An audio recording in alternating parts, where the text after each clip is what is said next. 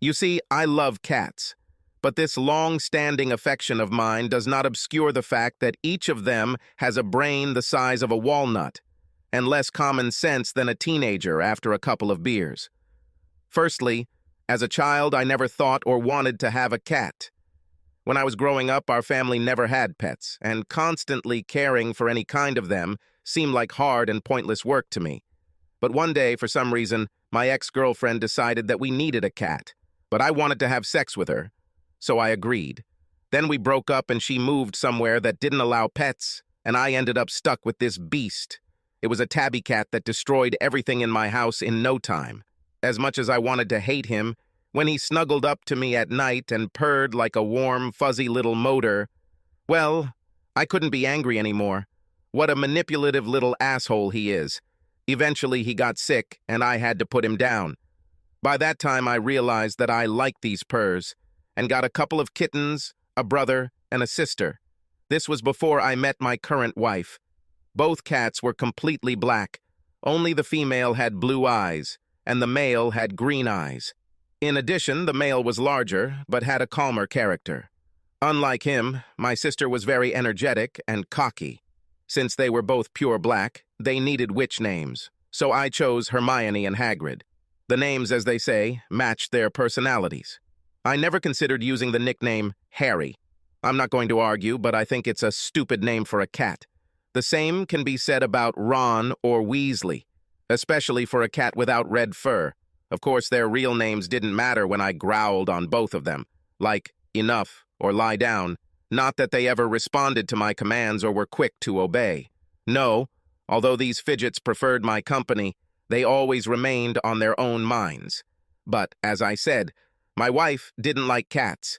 She pretended to tolerate them while we were dating and engaged, but after we got married, she tried to get me to get rid of them. I refused, and this dispute became the first big quarrel between us. I eventually prevailed, but her passive-aggressive behavior in the marriage began soon after.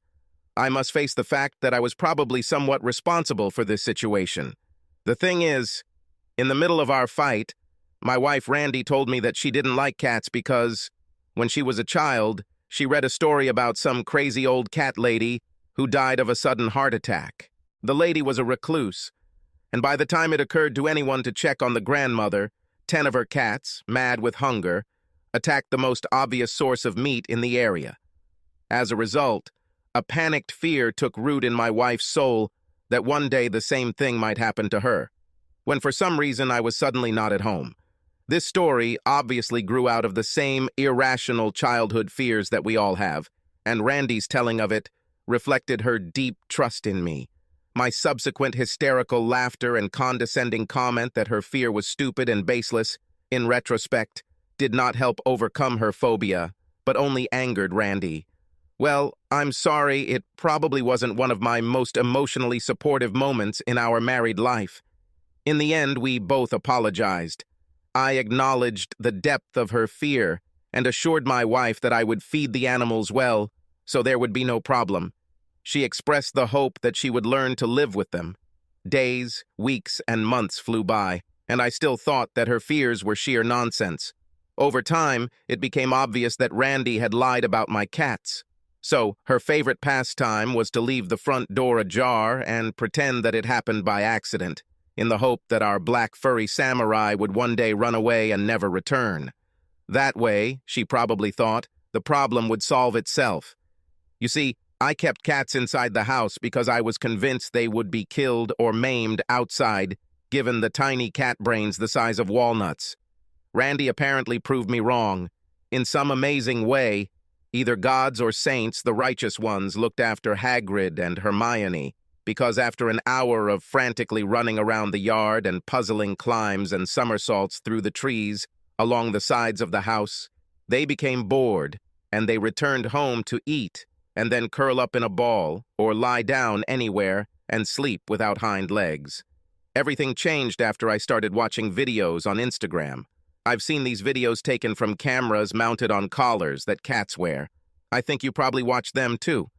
I thought it was funny and decided to do the same with my blacktails. I usually let my cats go outside whenever I get home from work.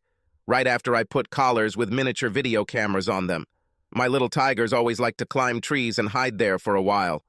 Then they went down and began to chase each other in circles or other intricate trajectories. Both cats were accustomed to this daily routine and, as a result, never went outside, even when my wife deliberately left the doors open. The cat's reflex was this: it's not time for us to go out, because the owner, that is me, is not in the house. And besides, we were not wearing collars with these things. If any of these conditions were not met, Hermione and Hagrid did not show their noses over the threshold, and they were usually only gone for about an hour, and then quickly returned home when I loudly called them back.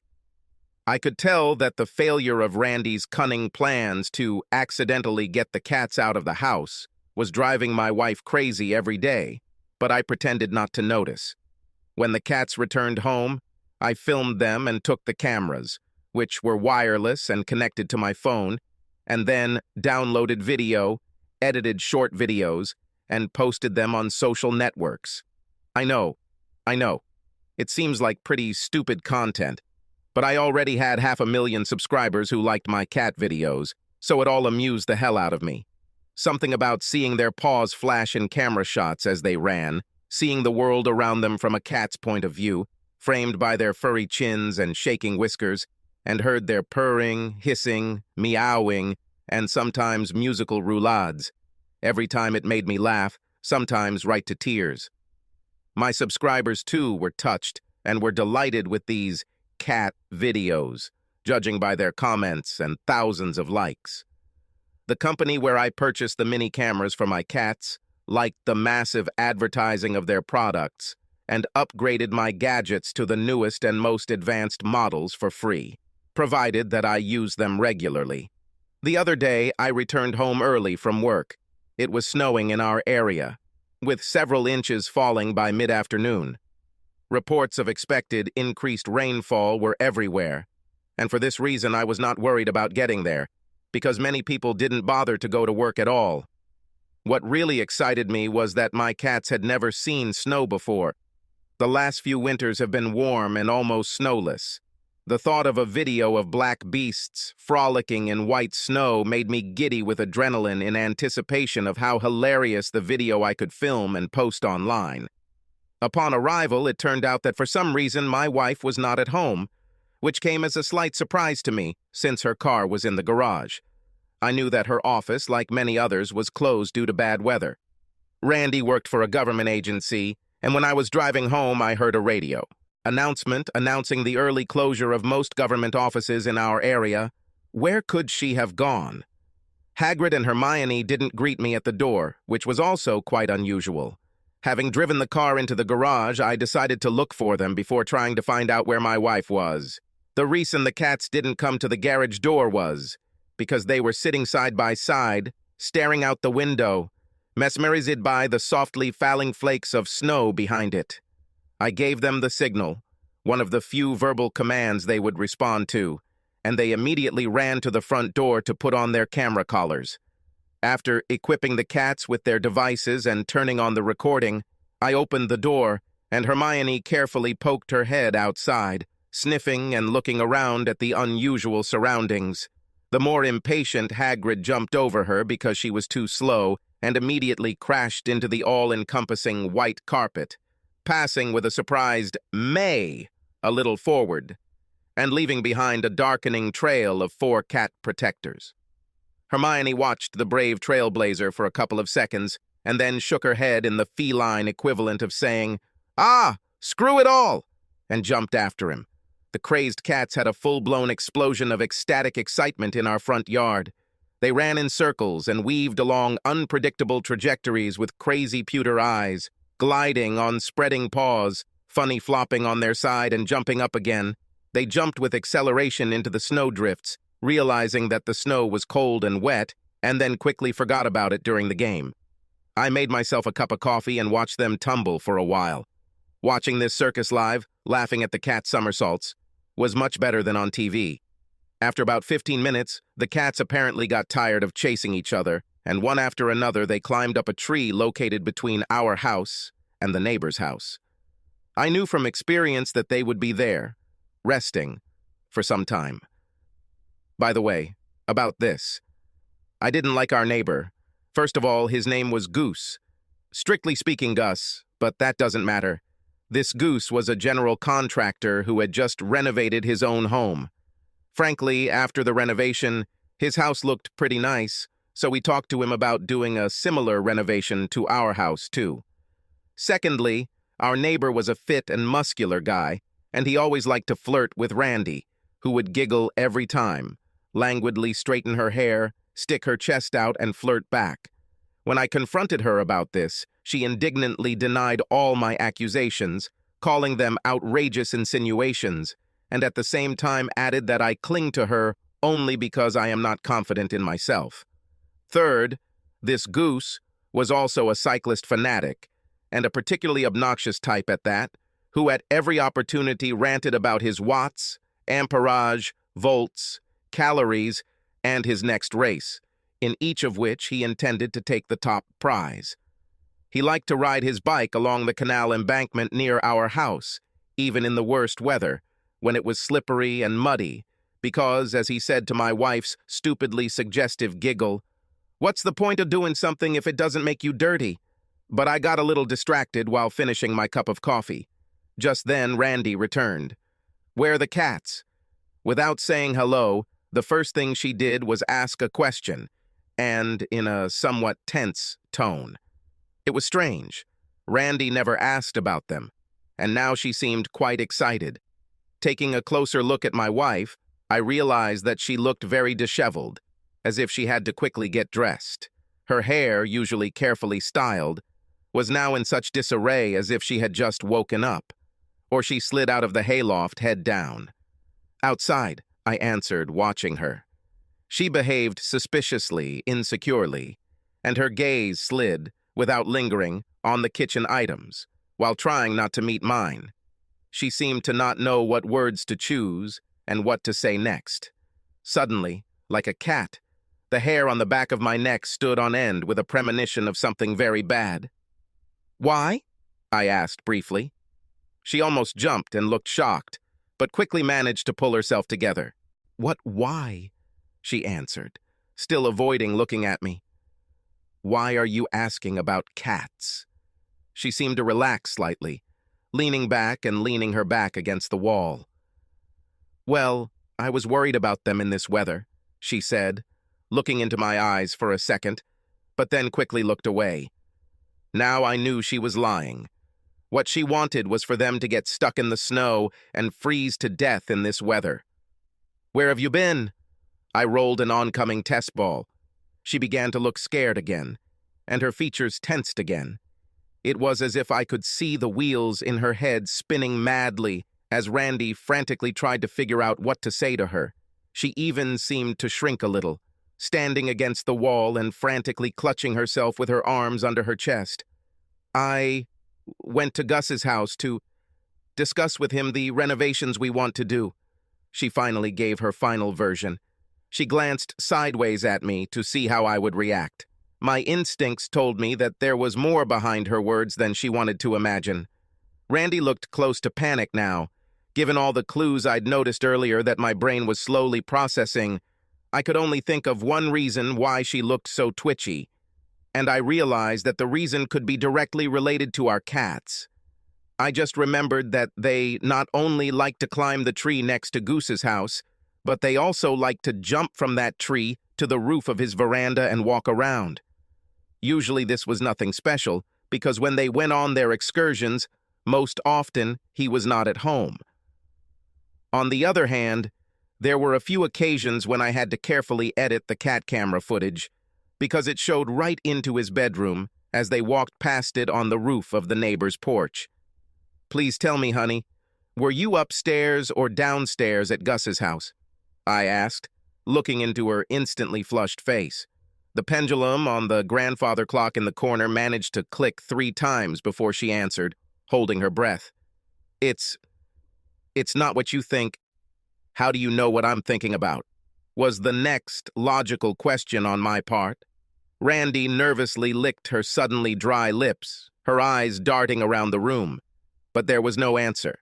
Then I took the initiative. "I think I'll bring the cats back into the house. I'm guessing they'll be bringing a really interesting video here today." Randy's eyes widened, but again she said nothing, only swallowed and opened and closed her mouth several times. I went out onto the porch after making sure that the main part of my body remained in the doorway so that I would not be, purely by accident, locked from the outside. "Kitties! Om nom nom!" I called loudly into the space of the courtyard. When I started using this command, I said the words while loudly shaking a box of dry cat food. They quickly received the message and ran back home. Then, when they came in and allowed me to remove the cameras from their necks, I treated each of them to a well-deserved treat. After that, I gave them their usual portions of food. Over time, I stopped using the noisy stimulus just to get their attention, but still gave them a treat for following the command, and then fed them sometime later. So today, they reacted the same way they always did, and rushed to the door when they heard my call. I made sure to remove the cameras from their collars before they went inside so Randy wouldn't try to grab them. After handing out treats at the door, I let the cats inside. They shook themselves up, scattering lumps of snow stuck to their fur, froze for a couple of seconds, looking warily at Randy, who had frozen in the corridor, and then slipped further into the house. I closed the front door. Randy's gaze was drawn to both cat cameras that I held in my hand. Finally, she looked up and her gaze met mine. She looked somehow crestfallen, and a hunted expression froze on her face. "I go down to the basement to download the video and decide what I want to publish on the internet. I hope you can figure out something to do with yourself," I told her. I turned around and went down the stairs to my den. To hell with it, I'll feed the cats later. It took a while for the app on my phone to sync with the cameras, but after a quick 5-minute scroll through the footage, I found what I suspected. There was a video of Goose having sex with Randy on the bed in the bedroom on the second floor of his house, which was clearly visible from the roof of the veranda, and in the video their faces were clearly visible, Randy's moaning mouth and her eyes closed in ecstasy. At some point, she opened them and realized that she was looking straight into Hermione's eyes, of course not knowing which cat of the two it was. Her eyes widened, she quickly jumped off the bed and rushed to the window in all her naked glory. Quick-witted Hermione was catapulted back onto the tree in an instant and quickly climbed down. When a half-dressed Randy rushed out of the house a few minutes later, trying to catch up with the black witness to her fall from grace, she instead chased peacefully those who moved out over a snowdrift by Hagrid, not even suspecting that he was chasing the wrong cat. The astonished Hagrid, who was not doing anything at all, took his legs in his paws just in case, accelerated and soared up the tree like a rocket. Hermione, hiding on the sidelines, saw how Randy, carried away in pursuit, rushed past and slipped into a secluded place under Goose's veranda, where he had a lot of different rubbish lying around. Randy never noticed her, stomping around under the tree in impotent irritation, her head raised, while Hagrid above meowed mockingly at her, wagging his tail. At the end of the video, an angry Randy was seen returning to our house after chasing 2 cats, but not catching either. And the second best part of each video was that they both clearly showed that Randy was in perfect physical condition before I went down to the basement. There were no marks or scratches on her at that moment. I purposely left both cameras on when I took them off the cats and held them in my hands in such a way as to capture Randy's face and body. The cats and I were not going to get any accusations of domestic violence from her in the divorce, since it seemed inevitable. After a while, I heard the patter of footsteps up the stairs and quickly climbed from the basement to the second floor, this time keeping my phone camera on. I was just in time to take another picture of Randy, showing that there were no marks on her face or visible parts of her body, when she pulled her hastily packed suitcase out of the bedroom, grabbed her coat, and walked out the front door without saying a word. As she left, she just gave me one last guilty look before the door slammed behind her. I followed her out, continuing to record, and filmed her in the car, slowly leaving, backing out of the driveway onto the snowy road. she was probably heading to her mother's house. However, it later turned out that I was fundamentally mistaken about how the divorce would work when I spoke about abuse. A couple of days after I caught Randy cheating, or more accurately, after my cats caught her, I returned home after taking care of some urgent matters, including a meeting with a divorce lawyer, and found a police car waiting outside my house. The sheriff's deputy gave me a copy of the court order that prohibited me from coming within 100 feet of my own home. As it turned out, Randy's personal lawyer ruefully told the judge that Randy feared for her life because I had threatened her. Fucking Goose was also with them, presenting his sworn affidavit in support of her allegations, claiming that he had heard my threats with his own ears. What does such a small perjury mean between such close friends? After some negotiation with the sheriff's deputy, I received a black trash bag filled with my clothes thrown out on the porch from Randy.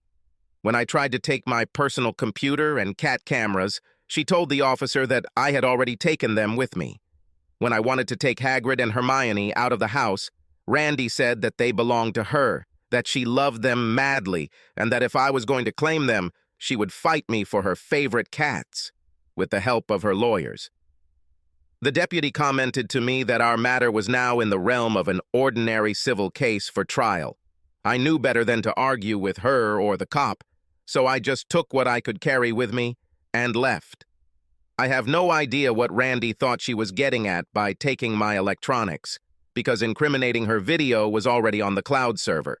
This was probably some kind of tactical move or a demonstration of one's own superiority with her sides. I was much more worried about my cats being left in her hands. I called my lawyer and asked him to check if the charges against me were valid. It turned out that no criminal action had been filed against me for allegedly abusing Randy, so I simply had to file a complaint in court to have the restraining order lifted and my belongings taken back. That's exactly what the deputy was saying, although the lawyer told me that by the time we got in front of the judge, the 2-week restraining order would have expired on its own.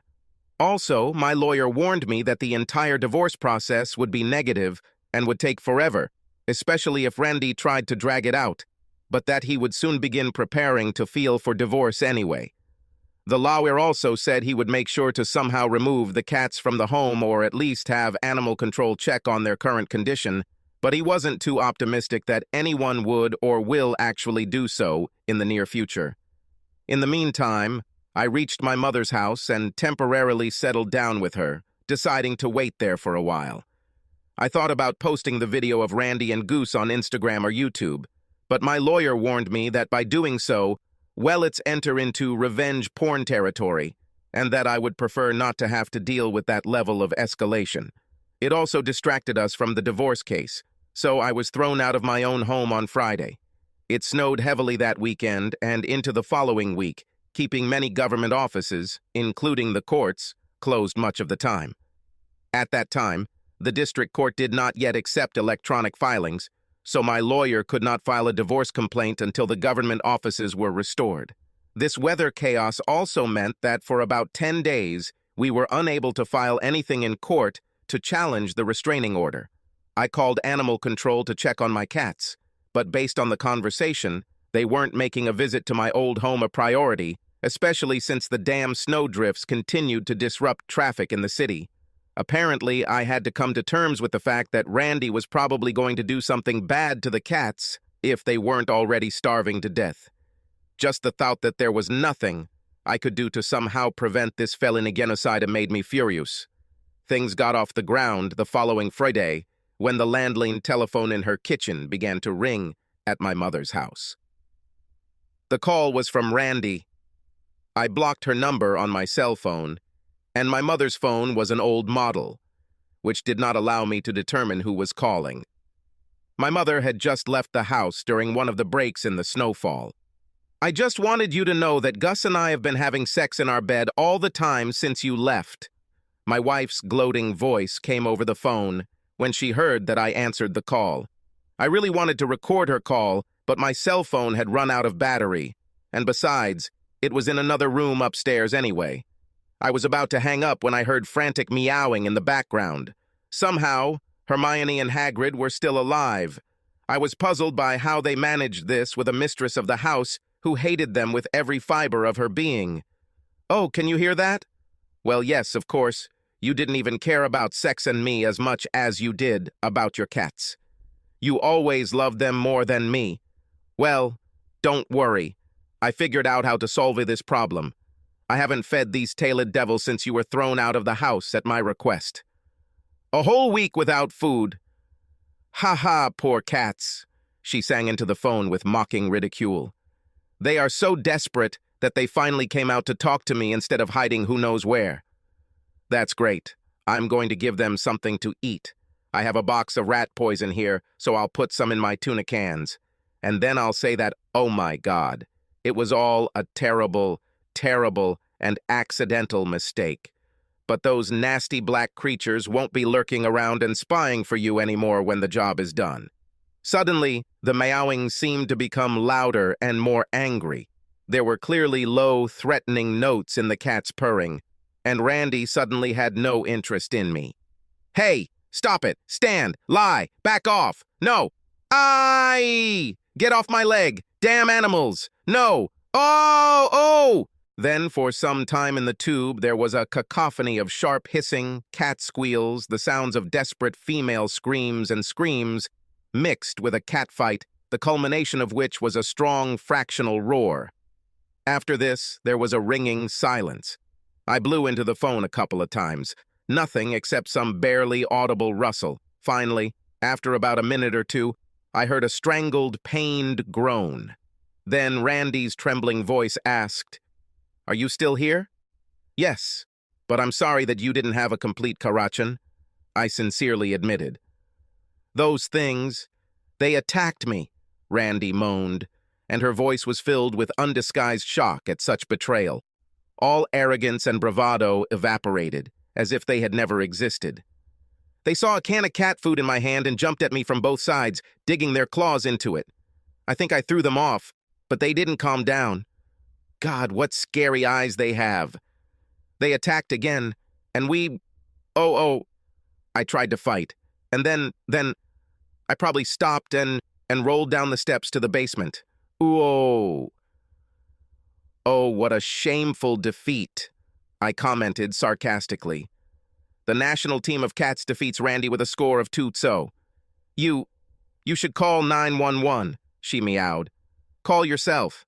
I can't, she whimpered. Her voice sounded helpless. "Why not?" I think I broke my back. I can't move my arms or legs. And damn. I can't even turn my head. I don't know where the phone is." Apparently, she was talking on speakerphone on a phone that was lying somewhere nearby. "You know, I would love to, but I'm a little busy right now. I'm doing some laundry, and then I'll need to fold my things neatly. Otherwise, everything will change, and I like order, you know. Please." There was despair in her voice. "Maybe Gus can help you?" "He always seemed to be there when you needed him," I suggested. She began to sob, and then suddenly squealed. Lord God, the cats came closer and sniffed my face. Now she was in real panic. "Are you bleeding there?" Yes, I think so." Uh-oh. The smell of blood will awaken some primal instincts, especially since you starved them for a week. I once saw something similar in Game of Thrones, only it was with dogs. Cats seem to start with the nose, don't they? I thought out loud, pressing the telephone receiver to my ear with my shoulder. Then, they also seem to like ears, for a snack. I think, Randy, that your worst fears may yet come true. Oh my God, please help me. Help! Listen, Randy, you're obviously too busy right now. Maybe we can talk sometime later. After that, I hung up. Are you trying to poison my cats? Think again. Are you lying about me threatening you? Get out. Period. Moreover, you go to the left, not caring about marriage vows. After all this, I had absolutely no love left in me and no desire to help Randy. Now she was Mr. Goose's problem. At least I no longer had to worry about the cats starving to death, or how many zeros a divorce will cost me. I was pleasantly surprised at how well I slept that night. Shortly before this, I had spoken to Dr. Marivers, whom I met online, about whether therapy would be a good idea, but he had this creepy accent that I had difficulty understanding. In fact, I wasn't even sure he had a license. In any case, talking to a real psychotherapist about such things could very well lead to me being locked up in an asylum. So this topic was definitely not discussed. However, posting things online seems to really help. I like to troll various assholes online.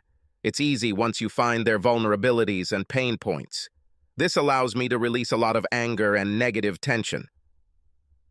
A couple of days later, I received a call from one of the animal control officers. It turned out that he was a longtime fan of my cats and the content I posted with them on my Instagram account. He realized he hadn't seen any posts for a while and put 2 plus 2 together. I explained to him that Randy and I were going through a pretty messy divorce and that she was starving my cats. For some reason, he did not know all the details in advance, but said that my information clarified the situation. This employee explained that later that fateful day, he stopped by my house to check on how the cats were doing. He could see them in the living room window, sitting in a column and constantly looking at him. In the basement window as he passed by, looking around the house in an attempt to find my wife so he could talk to her, he saw the legs of a man who did not seem to move.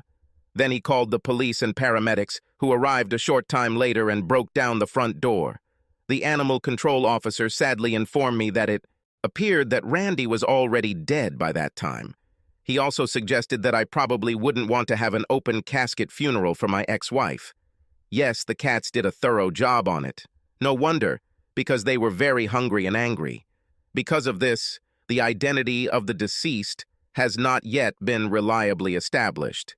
The fact is that they simply had nothing to work with the exception of teeth, and this kind of confirmation would take some time. After he told this chilling story, the bottom line was that animal control would most likely have to euthanize Hagrid and Hermione. True, to do this, they will have to find and catch these beasts, because the minute the front door was broken open, both cats flew out of my house like 2 hypersonic missiles and flew up the tree onto the neighbor's roof.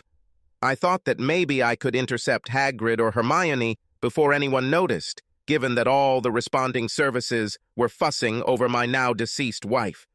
Keep in mind that I haven't yet decided whether I even want to continue living with these black predators now that they've rocketed to the top of the food chain, but I figured I'd think about it tomorrow, so I headed to my former home. Wanting to make this visit as discreet as possible, I left my phone at my mother's. There was no need for anyone to track my movements. My plan was to park on the far side of some tree-lined lot at the end of our street, then take a shortcut on foot and sneak into Goose's backyard, where I hoped I could get the cats off the roof. Alas, everything did not turn out quite as I expected. When I drove closer to our block, it was already well after noon, and the sun was setting. More snow has fallen in the area recently, keeping most people inside their homes. Looking out from behind a group of trees from my position, no matter how hard I tried, I couldn't see my cats on the roof of our neighbor's house at all. However, I had a good look at the fact that there were still many police and fire trucks parked in front of my house. This was probably the most interesting death all month. Everyone who visits there will probably talk about it for years, astonishing newcomers with this incredible story. I didn't see the point in trying to get close to my house, given the whole bunch of people trampled around him. So I gave up trying to find the escaped animals and walked back through the forest to the canal, walking a long way to get back to the car I left there. After heavy rainfall this week, snow was everywhere.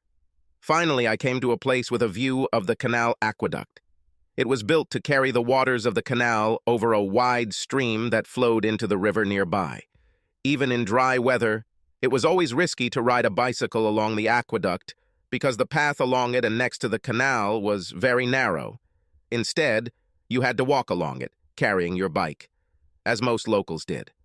Now, with fresh, plentiful snow cover and perhaps hiding with ice underneath, the situation has likely become even more dangerous. Coming out from behind the trees and looking at the canal, I suddenly saw that my cats were on the aqueduct. They sat side by side on the edge and looked down at the water flowing in the stream. I also realized that from the other side of the aqueduct, Goose was approaching on his bicycle. This bike fanatic was happily riding along the snow-covered footpath, about to cross the aqueduct and heading in my direction. However, to do this, he would have to drive past the cats, who were partially hidden from him by the railing and the fading light of the setting sun. At the last second, the cats noticed Goose, and Goose saw cats. They all reacted at the same time. The cats jumped out right in front of the bicycle, and Goose, who had gained momentum, reflexively jerked the steering wheel to the side and then slid along the ice. He crashed into the railing with acceleration, tumbled over the fence with his ass up, and flew down into the waters of the stream with a scream. His magnificent bicycle, rearing up, followed its owner, catching up and falling on his stupid head, just at the moment when he emerged and opened his mouth for air. Telephone Velo Goose, who I'm sure was recording the statistics of his races, also flew into the water in a graceful parabola and bubbled like a small fountain, like a silverfish. It sank to the bottom. As I ran up to the aqueduct, I saw the would-be Tour de France winner trying to rise from the bottom of the stream. The winter sun had almost set below the horizon, and it was already quite dark down there.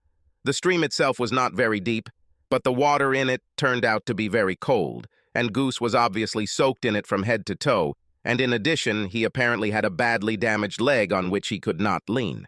His other problem was that the banks of the creek were very steep and icy, so there was really no way of getting out of sight, especially with his injured leg. He raised his head, saw me, and called for help. I couldn't make out what exactly he was screaming because the snow cover muffled his scream. In response, I shouted, "Try again! Maybe you can call Randy for help!" That's when he recognized me. He tried to climb onto the bank of the stream, but he failed and rolled back down. One thought occurred to me, and I decided that now I need to be somewhere else as soon as possible. I turned to head back to my car and saw both cats sitting on the path, staring at me without blinking. Their black mustachioed faces showed recognition, but all three of us somehow suddenly realized that from now on, we were going to go our own ways. After sitting for another minute, they stretched, snorting and bending gracefully, meowing something in their own, cat-like form, as a farewell, and they rushed towards the forest, where they soon disappeared from sight. I assumed that when they got tired of playing and exploring, they would return and hide in their hiding place under Goose's house. A few days later, when I returned to my house again, and after carefully removing other people's traces from the master bedroom and basement, and at the same time throwing away the bed, replacing it with a new one, I heard from a neighbor that some tourist had found a body, our former neighbor, on the bank of the creek. His limbs were frostbitten, and he died of hypothermia. They say that hypothermia kills quickly and painlessly, as if you were quietly and peacefully falling into sleep. Thinking about all this later, I could not understand why people always say that meeting a black cat is not good. Personally, I have always had good luck with them so far, although I think my next pet will be a rabbit, or better yet, a goldfish. Subscribe to our channel so that your second chaff doesn't cheat on you, and go ahead and listen to the next story, because this story is nothing compared to the next one. If you're under 18, don't even think about listening to the next one.